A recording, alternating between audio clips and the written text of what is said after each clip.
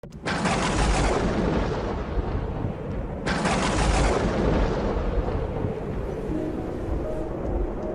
ce temps-là, Jésus quitta la synagogue de Capharnaüm et entra dans la maison de Simon. Or, la belle-mère de Simon était oppressée par une forte fièvre, et on demanda à Jésus de faire quelque chose pour elle. Il se pencha sur elle, menaça la fièvre, et la fièvre la quitta.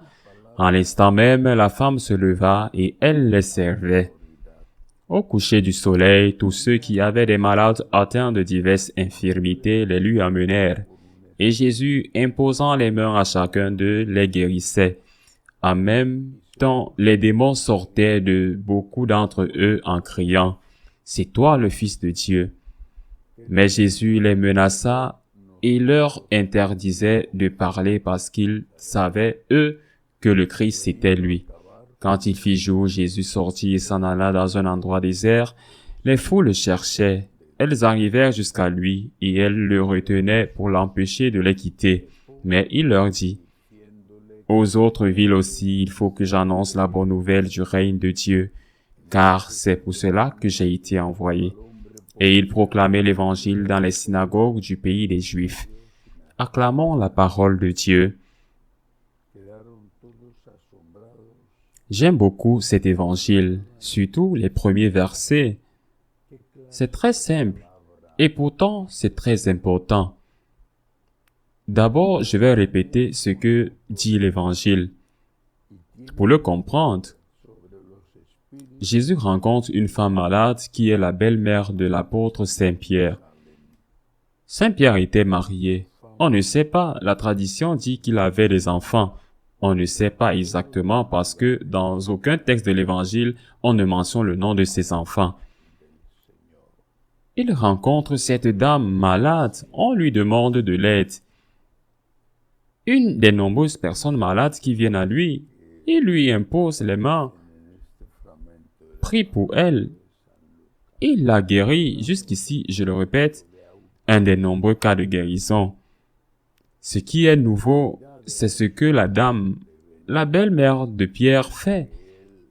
L'Évangile dit, il se pencha sur elle, menaça la fièvre, et la fièvre la quitta.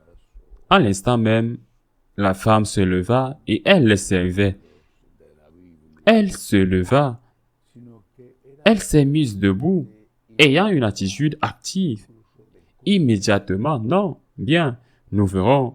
Elle a été malade, je prendrai du temps immédiatement. Elle commença à servir.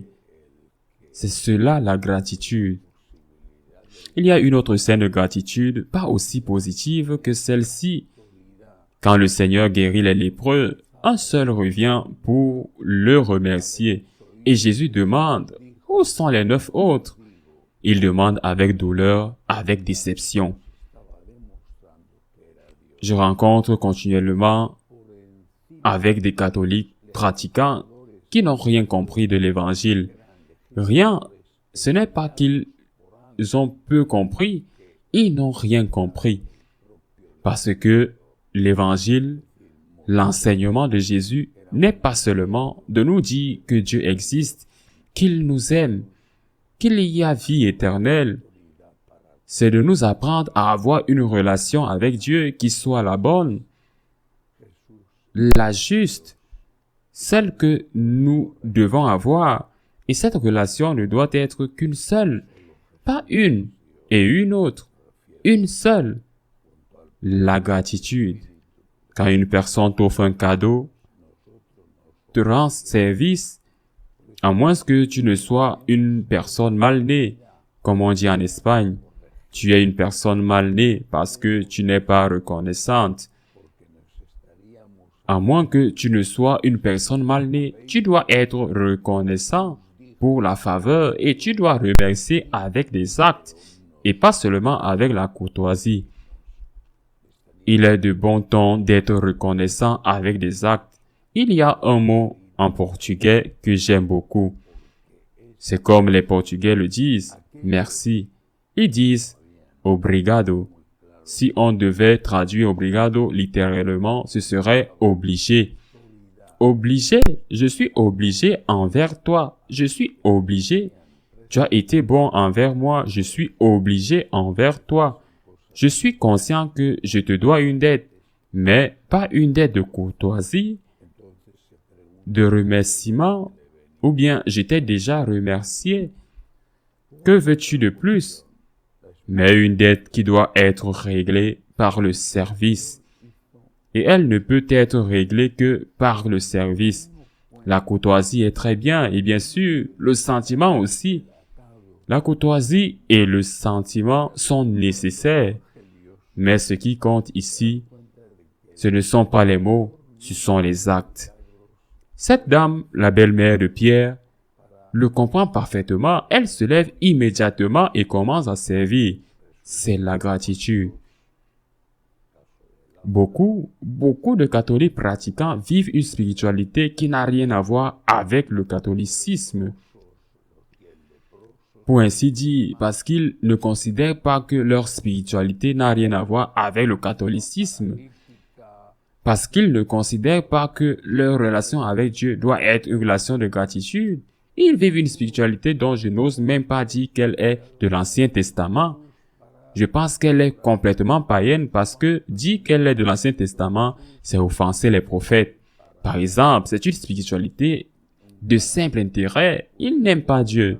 Ils ne l'aiment pas. Ou s'ils l'aiment, ils l'aiment avec des sentiments, un sentimentalisme offensif. Offensif, comme il peut être offensif pour un mari de dire à sa femme « je t'aime beaucoup chérie », mais il dépense l'argent de son salaire avec des prostituées ou en vin. Ou « je t'aime beaucoup », mais il la trompe avec d'autres femmes. Ou « je t'aime beaucoup », mais il la bat. Mais ne me dis pas, s'il te plaît, que tu m'aimes. Ne me le dis pas. Je préfère que tu me le dises avec des œuvres d'amour. Ces mots me font beaucoup de mal. À quoi ça sert de dire à Dieu « je t'aime beaucoup » si après il n'y a pas d'œuvre d'amour? Notre relation avec Dieu est une relation de gratitude où elle n'est pas catholique. Ce n'est pas par hasard que notre célébration, la chose la plus importante que nous, catholiques, faisons, qui est la Sainte Messe, s'appelle l'Eucharistie, qui vient du mot grec eucharistikos, qui signifie action de grâce.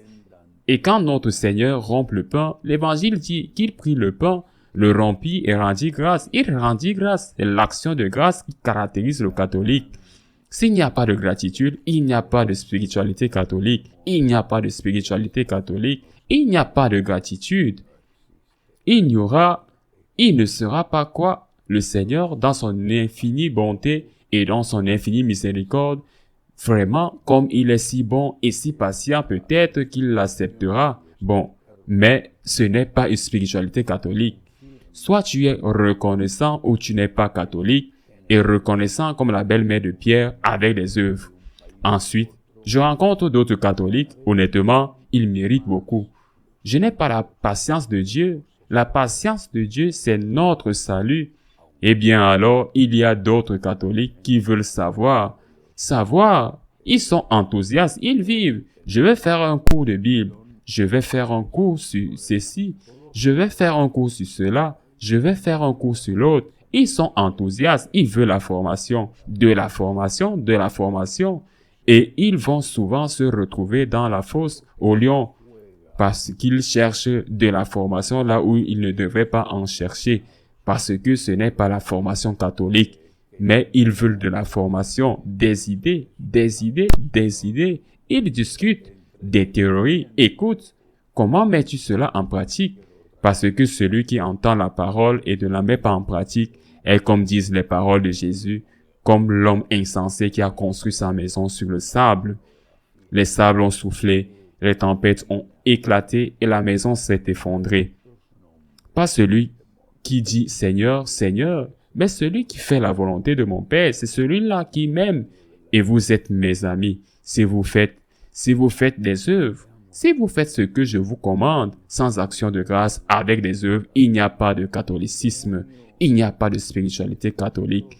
Ce sera autre chose. Je n'ose même pas dire que c'est l'Ancien Testament, parce que dans l'Ancien Testament, il n'y avait beaucoup de choses positives et bonnes. Il y a, par exemple, les prophètes pour le prouver.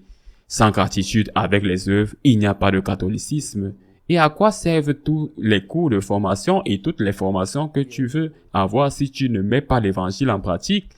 Si tu n'es pas capable d'embrasser ta croix, si tu n'es pas capable de pardonner, si tu n'es pas capable de demander pardon, si tu n'es pas capable d'avoir les yeux pour voir ce dont ton frère a besoin, les oreilles pour écouter ses cris, parfois silencieux, à quoi bon? Ta tête est pleine d'idées et ton corps, je ne dis pas de nain, mais minuscule et parfois tordu. Mettons-nous debout pour servir immédiatement.